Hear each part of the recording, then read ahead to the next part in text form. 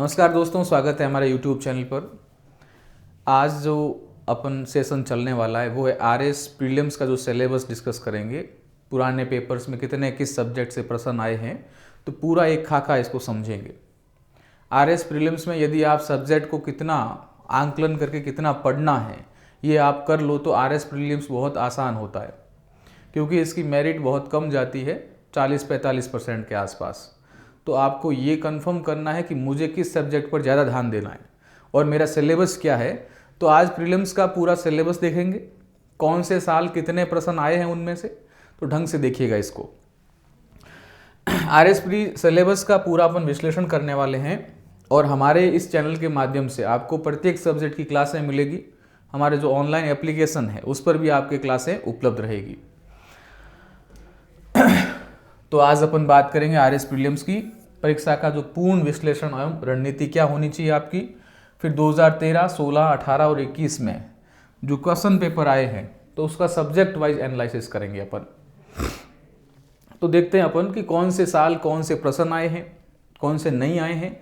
उससे पहले एक बार ये समझिए आप कि जो आपका पेपर फर्स्ट है, यानी पेपर तो एक ही होता है, उसका नाम है general knowledge and general science या सामान्य ज्ञान और सामान्य विज्ञान। अधिकतम 200 अंक होते हैं और 3 घंटे का आपको समय मिलता है।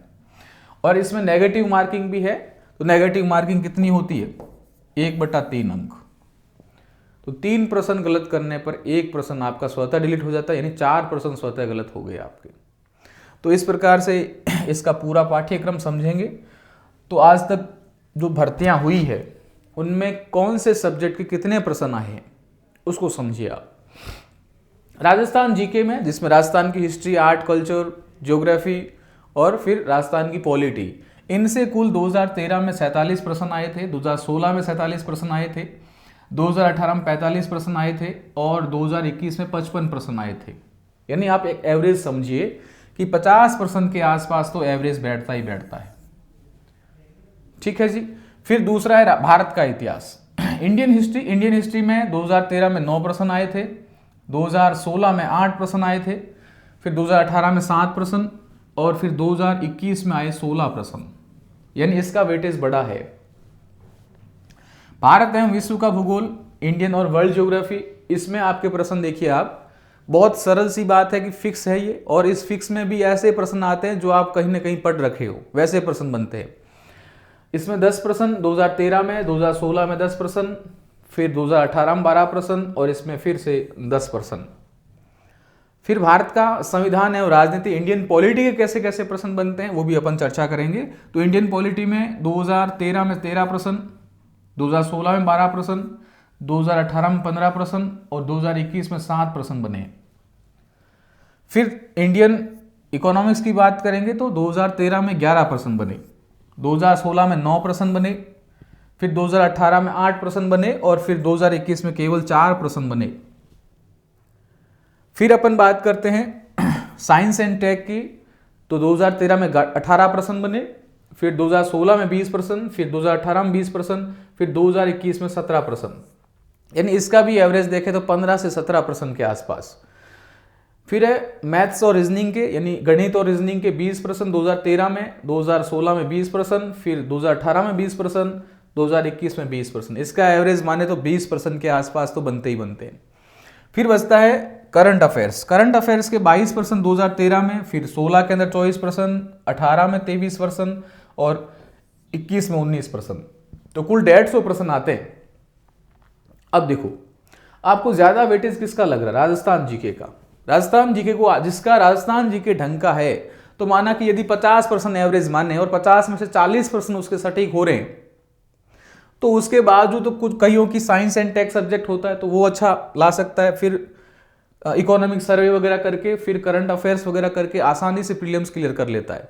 क्योंकि प्रीलिम्स तो एक क्या है, एक आपको केवल पार करना है, इसके नंबर वैसे ही नहीं जुड़ने हैं, केवल आपको पार करना होता है ताकि आप मेंस दे सको। कई लोगों में ऐसी भी समस्याएं होती है कि मेंस लिखा होगा लेकिन प्रीलिम्स क्लियर नहीं हो पाता है। तो उसमें आपको रणनीति ये अपनानी है कि जो सब्जेक्ट का ज़्यादा वेटेज है उसको ज़्यादा ध्यान दो। तो यहाँ पर आप चीज़ देख रहे हो, राजस्थान जीके के 55 प्रश्न आए हैं, 50% के आसपास एवरेज बनता है, तो आप इसको ज़्यादा फोकस करोगे।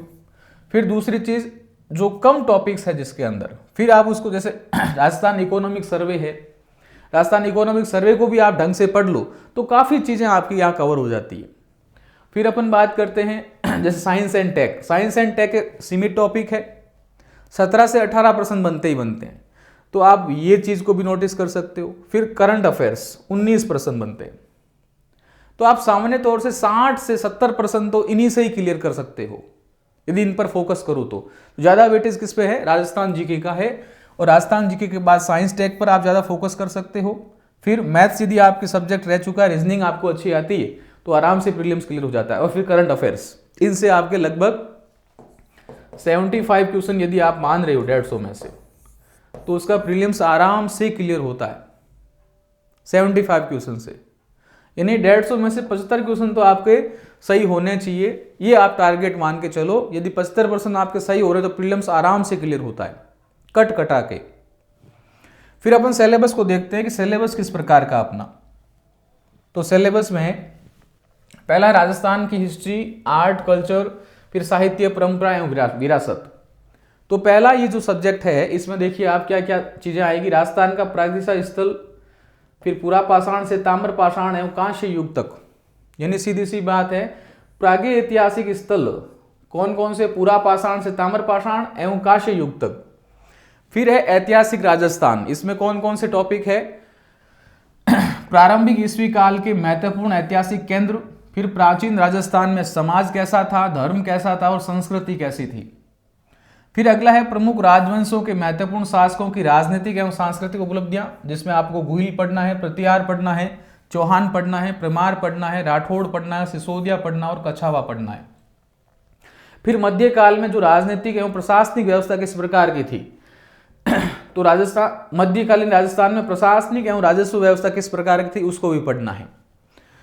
फिर अगला चीज आएगी आधुनिक राजस्थान। यहां से ज्यादा प्रश्न बनते हैं, प्रजामंडल हो, चाहे 1857 की क्रांतियां हो, राजनीतिक जागरण हो, कोई समाचार पत्र हो, तो इसके प्रश्न ज्यादा फोकस करने हैं आपको। आधुनिक राजस्थान का उदय, जिसमें 19वीं 20वीं शताब्दी के दौरान राजस्थान में सामाजिक जागृति के कारक, राजनीतिक जागरण जिसमें समाचार पत्रों एवं राजनीतिक संस्थाओं की क्या क्या भूमिकाएं थी।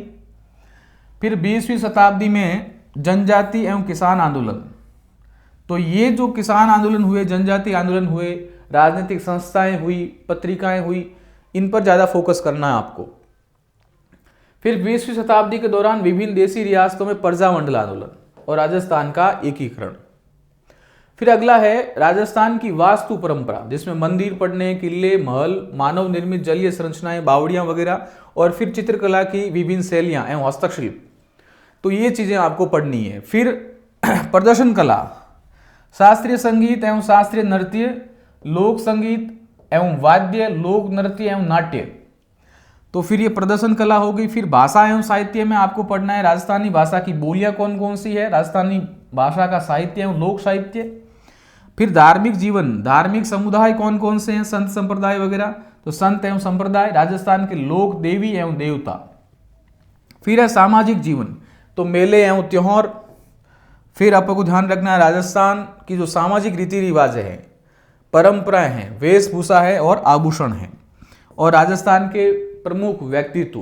तो राजस्थान का ये जो पूरा सिलेबस है, आप इसको ढंग से यदि जो हिंदी ग्रंथ अकादमी की पुस्तक है उसको देख सकते हो,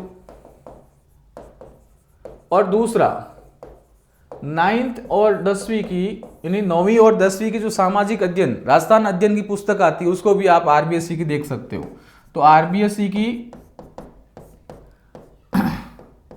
जो राजस्थान अध्ययन आती है उसको भी आप देख सकते हो। मोटे तौर से आपके काफी प्रश्न यहां से क्लियर हो जाएंगे, और पुराने पेपर का एनालिसिस करके भी आप देख सकते हो किस लेवल के प्रश्न बन रहे हैं, उस हिसाब से आप तैयारी कर सकते हो। और आप इनका लगभग किसी न किसी प्रकार से आपके पास शॉर्ट नोट्स तो होंगे ही होंगे, तो उनको आप जरूर पढ़िएगा।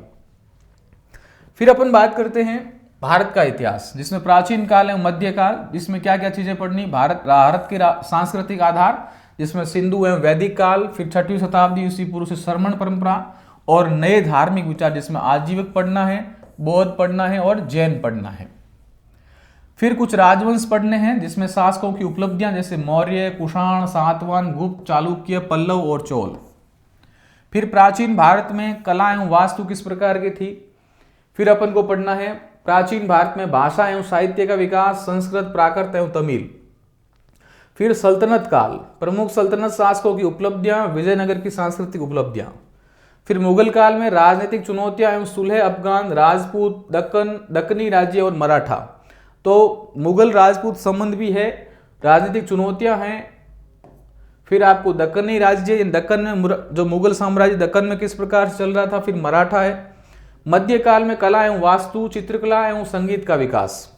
फिर है भक्ति एवं सूफी आंदोलन का धार्मिक एवं साहित्यिक योगदान। तो ये आपका क्या है, इंडियन हिस्ट्री का है।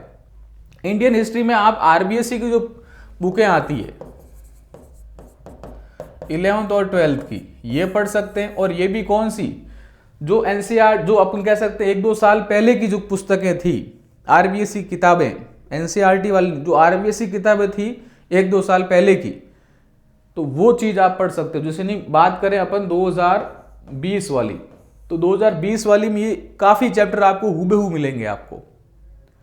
और दूसरी चीज, आपके पास कोई भी किताब हो सकती है तो उसका भी आप अध्ययन कर सकते हो, जो आपके लिए सामान्य तौर से शॉर्ट नोट्स आपके बनाए हुए हैं, तो उनका भी आप ब्रीफ रूप से अध्ययन कर सकते हैं, क्योंकि इंडियन हिस्ट्री इतना डीपली नहीं पूछते हैं इसमें। फिर होता है आधुनिक काल, प्रारंभिक 19वीं शताब्दी से 1964 तक। 19वीं शताब्दी है, देखिए यहां पर, तो 19वीं शताब्दी से ही पढ़ना है आपको। आधुनिक भारत का विकास एवं राष्ट्रवाद का उदय, बौद्धिक जागरण, प्रेस, पश्चिमी शिक्षा। फिर 19वीं शताब्दी के दौरान सामाजिक एवं धार्मिक सुधार, विभिन्न नेता एवं संस्थाएं। फिर है स्वतंत्रता संघर्ष एवं भारतीय राष्ट्रीय आंदोलन, विभिन्न अवस्थाएं, धाराएं, महत्वपूर्ण योगदानकर्ता एवं देश के अलग अलग हिस्सों का योगदान। यानी सीधी सी बात है, अंग्रेज कब आए, कब नहीं, कब आए थे, कौन कौन सी फैक्ट्रियां स्थापित की, वो नहीं पढ़ना है। आधुनिक काल में केवल आपको क्या पढ़ना है, 19वीं शताब्दी से 1964 तक। और 1964 तक है, ध्यान रखिएगा। और 1964 वाले में क्या चीज है कि स्वतंत्र उत्तर के बाद में राष्ट्र का निर्माण में राज्यों का भाषाई पुनर्गठन, नेहरू युग में संस्थानिक निर्माण, विज्ञान एवं तकनीक का विकास, ये महत्वपूर्ण चीज है, यहां से प्रश्न बनता ही बनता है। तो अब देखिए इसमें क्या चीज आप यूटिलाइज कर सकते हो, आपके पास शॉर्ट नोट्स है तो उसको आप यूटिलाइज कर सकते हो।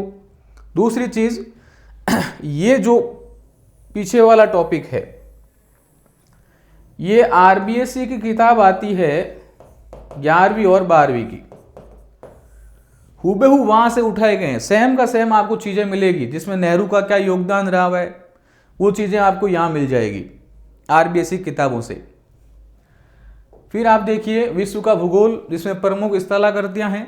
स्थलाकृतियां में पर्वत, पठार, मैदान और मरुस्थल है। 4 चीजें हैं, पर्वत, पठार, मैदान और मरुस्थल। फिर प्रमुख नदियां एवं झीलें हैं। फिर कृषि के प्रकार है, प्रमुख औद्योगिक प्रदेश हैं। फिर पर्यावरणीय मुद्दे हैं, जैसे मरुस्थलीकरण है, वनोन्मूलन है, जलवायु परिवर्तन एवं ग्लोबल वार्मिंग है, यानी ऊष्मीकरण या वैश्वीकरण। फिर ओजोन अवक्षय है।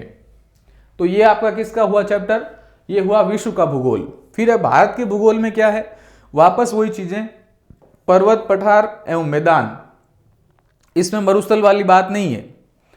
फिर मानसून तंत्र एवं वर्षा का वितरण, फिर प्रमुख नदियां एवं झीलें, फिर प्रमुख फसलें जिसमें गेहूं, चावल, कपास, गन्ना, चाय एवं कॉफी। फिर प्रमुख खनिज है, 4 खनिज है, जिसमें लौह अयस्क, मैग्नीज, बॉक्साइड एवं अभ्रक।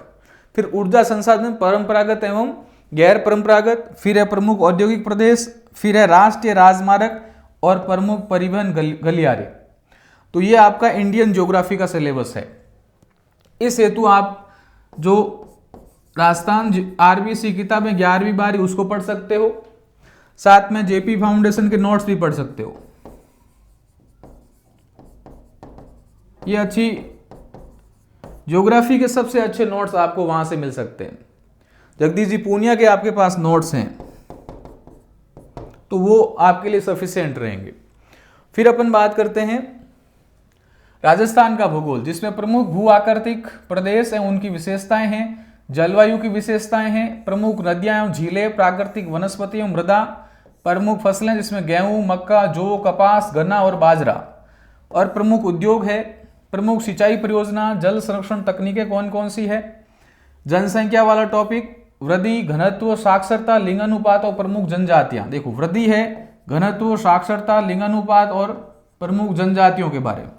फिर खनिज, धात्विक एवं अधात्विक खनिज है, ऊर्जा संसाधन, परंपरागत और गैर परंपरागत, जैव विविधता एवं इनका संरक्षण है, पर्यटन स्थल एवं परिपथ, सर्किट्स। तो इसको भी आप राजस्थान का भूगोल आपके पास जो भी अच्छे शॉर्ट नोट्स हैं उनका आप अध्ययन कर सकते हैं, क्योंकि आजकल तो ये हर किसी व्यक्ति के पास उपलब्ध होता है। क्योंकि कोई भी कंपटीशन एग्जाम देते हो तो राजस्थान का हिस्ट्री, आर्ट, कल्चर और राजस्थान की ज्योग्राफी सब लोग पढ़ते ही पढ़ते हो। फिर अपन बात करते हैं भारतीय संविधान, राजनीतिक व्यवस्था एवं शासन प्रणाली। तो इंडियन पॉलिटी में क्या चीजें हैं? संविधान सभा, भारतीय संविधान की विशेषताएं, संवैधानिक संशोधन, फिर है प्रस्तावना या उद्देशिका, मूल अधिकार, राज्य के नीति निर्देशित तत्व एवं मूल कर्तव्य। फिर भारतीय राजनीतिक व्यवस्था में राष्ट्रपति, प्रधानमंत्री, मंत्रिपरिषद, संसद, उच्चतम न्यायालय और न्यायिक पुनरावलोकन। फिर है भारत का निर्वाचन आयोग, नियंत्रक एवं महालेखा परीक्षक, NITI Aayog, central vigilance commission या केंद्रीय सतर्कता आयोग, लोकपाल, केंद्रीय सूचना आयोग, राष्ट्रीय मानवाधिकार आयोग। तो ये पूरा का पूरा है वो आयोग से संबंधित है। और आयोग की तो आप एक पन्ना बना लो ढंग का, जो आपके लिए बेनिफिट करे। एक बार रिवीजन कर लो, फैक्ट्स होती है ज्यादा, क्योंकि आप प्रीलिम्स के पेपर में देखोगे ना तो 85% क्या आती है? फैक्ट्स आते हैं, जबकि जो 15% चीजें होती है वो विश्लेषणात्मक आती है, जिसमें आपको विश्लेषण करना पड़ता है। तो 85% जो फैक्ट्स आते हैं वो तो आपको ढंग के फैक्ट्स पढ़ने ही पड़ेंगे, याद करने ही पड़ेंगे। तो ये आयोग कौन कौन से हैं? देखो, निर्वाचन आयोग है, नीति आयोग है, केंद्रीय सतर्कता आयोग है, लोकपाल है, केंद्रीय सूचना आयोग है और राष्ट्रीय मानवाधिकार आयोग है। फिर है संघवाद, भारत में लोकतांत्रिक राजनीति, गठबंधन सरकारें और राष्ट्रीय एकीकरण। ये आपकी इंडियन पॉलिटी है। और फिर इसमें देखोगे आप स्टेट पॉलिटी में क्या है? राज्यपाल, मुख्यमंत्री, मंत्रिपरिषद, विधानसभा और उच्च न्यायालय। फिर प्रशासनिक व्यवस्था में जिला प्रशासन, स्थानीय स्वशासन एवं पंचायती राज संस्थाएं। फिर संस्थाएं कौन कौन सी? तो आरपीएससी है, मानवाधिकार आयोग है, लोकायुक्त है, राज्य निर्वाचन आयोग है और राज्य सूचना आयोग है। फिर है लोक नीति एवं अधिकार, जिसमें लोक नीतियां कौन कौन सी है, विधिक अधिकार एवं नागरिक अधिकार पत्र कौन कौन से हैं, ये आपका सिलेबस में है। तो इसके लिए आप तो जो शॉर्ट नोट्स या किसी भी ढंग की बुक आपको जो गाइड वगैरह मिलती है उससे आप पढ़ सकते हैं। और यहां से प्रश्न यदि ये आपकी अच्छी है स्टेट पॉलिटी, तो आप काफी बेनिफिट मिलने वाला है इसमें आपको। फिर अपन आगे देखें आर्थिक अवधारणा, भारतीय अर्थव्यवस्था। तो इकोनॉमिक्स में क्या है? तो मूलभूत अवधारणाएं कौन कौन सी? एक तो बजट निर्माण, बैंकिंग, लोक वित्त, वस्तु एवं सेवा कर, राष्ट्रीय आय, समृद्धि एवं विकास का आधारभूत ज्ञान। फिर लेखांकन अवधारणा, उपकरण एवं प्रशासन में उपयोग। फिर स्टॉक एक्सचेंज और शेयर बाजार। फिर राजकोषीय एवं मौद्रिक नीतियां। फिर सब्सिडी, लोक वितरण प्रणाली, ई कॉमर्स, मुद्रास्फीति अवधारणा, प्रभाव और नियंत्रण तंत्र। ये आपका इंडियन इकोनॉमिक्स की मूलभूत अवधारणा। फिर है आर्थिक विकास एवं आयोजन, जिसमें अर्थव्यवस्था के प्रमुख क्षेत्र कृषि, उद्योग, सेवा, व्यापार क्षेत्रों की वर्तमान स्थिति क्या है, मुद्दे क्या है और क्या क्या पहल की गई है। फिर प्रमुख आर्थिक समस्याएं, सरकार की पहल, आर्थिक सुधार एवं उदारीकरण। तो ये आपकी आर्थिक विकास के अंदर आएगा। फिर है मानव संसाधन एवं आर्थिक विकास, मानव विकास सूचकांक, खुशहाली सूचकांक, गरीबी एवं बेरोजगारी अवधारणा, प्रकार, कारण, निदान और वर्तमान फ्लैगशिप योजनाएं कौन कौन सी है वो इसमें है। फिर सामाजिक न्याय एवं अधिकारिता क्षेत्र में आपको कमजोर वर्गों के लिए क्या क्या प्रावधान किए गए वो आपको पढ़ने हैं। तो ये आपका सिलेबस कौन सा हो गया? इकोनॉमिक्स का हो गया। इसके लिए आप इकोनॉमिक सर्वे पढ़ना है आपको, जिसमें मोटे तौर से इंडियन इकोनॉमिक सर्वे में आपको लगभग चीजें क्लियर हो जाती है। और फिर जो फैक्चुअल चीजें हैं, ये जो बजट हुआ, बजट निर्माण, बैंकिंग, लोक वित्त, मुद्रास्फीति, राजकोषीय मौद्रिक नीतियां, तो ये आप 11th-12th की जो इकोनॉमिक्स की बुक आती है उसको देख सकते हो। फिर अपन बात करते हैं राजस्थान की इकोनॉमिक्स क्या क्या है। तो राजस्थान की जो अर्थव्यवस्था है उसका वृहत परिदृश्य, फिर कृषि, उद्योग, सेवा क्षेत्र के प्रमुख कौन कौन से मुद्दे हैं, समृद्धि, विकास और आयोजना, आधारभूत संरचना एवं संसाधन, प्रमुख विकास परियोजनाएं, फिर राजस्थान सरकार की प्रमुख कल्याणकारी योजनाएं, अनुसूचित जाति एवं जनजाति, पिछड़ा वर्ग, अल्पसंख्यकों, निःशक्तजनों, निराश्रितों, महिलाओं, बच्चों, वर्गजनों, कृषकों एवं श्रमिकों के लिए क्या क्या योजनाएं हैं, कौन कौन सी, तो वो आपको इसमें देखनी है। मोटे तौर से इकोनॉमिक सर्वे मिल जाएगी और करंट के अधिकतर इसी में ही शामिल है आपकी, जो कौन कौन सी योजनाएं हैं, फ्लैगशिप योजनाएं वगैरह, तो करंट और इकोनॉमिक सर्वे मिलकर आपकी डाउट्स है जो आपका सिलेबस है वो पूरा कर देगा। फिर साइंस एंड टेक, जिसमें दैनिक जीवन में विज्ञान के मूलभूत तत्व कौन कौन से हैं, तो दैनिक जीवन में जो साइंस का जो मूलभूत एलिमेंट्स कौन कौन से वो आपको पढ़ना, जिसमें केमिस्ट्री, फिजिक्स और बायोलॉजी के जो मोटे मोटे तौर से मूलभूत जो चीजें हैं वो आपको पढ़नी है। फिर कंप्यूटर एवं सूचना एवं संचार प्रौद्योगिकी है, फिर रक्षा प्रौद्योगिकी, अंतरिक्ष प्रौद्योगिकी एवं उपग्रह, फिर नैनो प्रौद्योगिकी, जैव प्रौद्योगिकी, आनुवांशिक अभियांत्रिकी, यानी टेक्नोलॉजी वाला पार्ट है। और फिर यहां पर आप देखो फैक्चुअल चीजों में आहार एवं पोषण, रक्त समूह एवं आरच कारक, स्वास्थ्य देखभाल, संक्रामक, असंक्रामक एवं पशुजन्य रोग। फिर आपको देखना है पर्यावरणीय एवं पारिस्थितिकीय परिवर्तन एवं उनके प्रभाव, जैव विविधता, प्राकृतिक संसाधनों का संरक्षण एवं संधारणीय विकास। फिर कृषि विज्ञान है, उद्यान विज्ञान है, वानिकी है, पशुपालन राजस्थान के विशेष संदर्भ में, फिर विज्ञान एवं प्रौद्योगिकी विकास राजस्थान के विशेष संदर्भ में। यानी आप ये जो पोर्शन देख रहे हो ये टेक्नोलॉजी वाला पार्ट है, और ये वाला देख रहे हो ये बेसिक साइंस का है। और इस साइंस के लिए आप जो 10th की बुक है, 9th और 10th की बुक है बेसिक साइंस के लिए, 9th एंड 10th की बुक पढ़ सकते हो। और जो टेक्नोलॉजी वाला पोर्शन है, एक तो करंट से रिलेट कीजिएगा, आप समसामयिकी से रिलेट कीजिएगा, और दूसरा कोई भी जो फैक्चुअल आपके लिए साइंस और टेक की आपके पास शॉर्ट नोट्स हैं उसको पढ़ सकते हैं। और हमारे YouTube चैनल पर मेरे द्वारा ही पढ़ाई गई आपको साइंस एंड टेक मिल जाएगी। फिर आप देखिए मैथ्स और मेंटलिबिलिटी में क्या है, तार्किक दक्षता, फिर वे कथन एवं मान्यता वाला, कथन एवं तर्क, कथन एवं निष्कर्षण, कथन कार्रवाई और विश्लेषणात्मक तर्क क्षमता। फिर है मानसिक योग्यता, संख्या, अक्षर अनुक्रम, कूटवाचन, कोडिंग, डिकोडिंग, संबंधों से संबंधित समस्या, दिशा ज्ञान परीक्षण, तार्किक वेन आरेख, दर्पण, पानी प्रतिबिंब, आकार एवं उनके उपविभाजन। फिर है आधारभूत संख्यात्मक दक्षता, तो अनुपात, समानुपात और साझा, मैथ्स वाले टॉपिक, प्रतिशत, साधारण एवं चक्रवर्ती ब्याज, समतलीय चित्रों के परिमाप एवं क्षेत्र, आंकड़ों का विश्लेषण जिसमें सारणी, दंड आरेख, रेखीय आलेख और पाई चार्ट। फिर है माध्य, समांतर, गुणोत्तर एवं हरात्मक। फिर है माध्यिका और बहुलक। फिर है क्रमचय एवं संचय। फिर है प्रायिकता। तो ये है मैथ्स और रीजनिंग के टॉपिक। फिर करंट अफेयर्स में देखो राजस्थान, भारतीय एवं अंतर्राष्ट्रीय महत्व की प्रमुख समसामयिक घटनाएं एवं मुद्दे, वर्तमान में चर्चित व्यक्ति, स्थान और संस्थाएं, खेल एवं खेलकूद संबंधी गतिविधियां। तो इस तरह से आपका आरएस प्रीलिम्स का सिलेबस है। और आरएस प्रीलिम्स के सिलेबस में मैं तो आपको सीधी सी बात कहता हूं, यदि आपको पता है कि किस सब्जेक्ट से कितने प्रश्न आ रहे हैं तो आप आराम से इन चीजों को क्लियर कर लोगे। प्रीलिम्स कोई क्लियर करना हार्ड बात नहीं है। तो इसमें आपको ज्यादा फोकस करना राजस्थान जीके पर, दूसरी चीज आप फोकस करना इकोनॉमिक सर्वे पर। राजस्थान जीके का राजस्थान इकोनॉमिक सर्वे है। फिर आप ज्यादा करें तो इंडियन पॉलिटी एवं जो इंडियन पॉलिटी है, भारत का संविधान, उसमें से 7 प्रश्न आ रहे हैं। पिछली बार 15 प्रश्न आए थे, तो इसको फोकस कर सकते हो। फिर इंडियन एवं वर्ल्ड ज्योग्राफी को कर सकते हो। फिर समसामयिकी, ये तो पढ़नी ही पढ़नी है आपको, साइंस और टेक। तो मोटे तौर से यदि आपके ये चीजें आप ढंग से क्लियर कर लें तो आराम से आरएस प्रीलिम्स निकल सकता है। और फिर इसके बाद में मेंस में भी जो आपके, यदि ये फैक्ट्स आपके मजबूत है तो यही फैक्ट्स आपके मेंस लिखने में काम आएंगे। ठीक है, तो ये आपका सिलेबस था। इसको एक बार सिलेबस जिसको याद होता है ना, तो उसकी आधी दौड़ पूरी हो जाती है।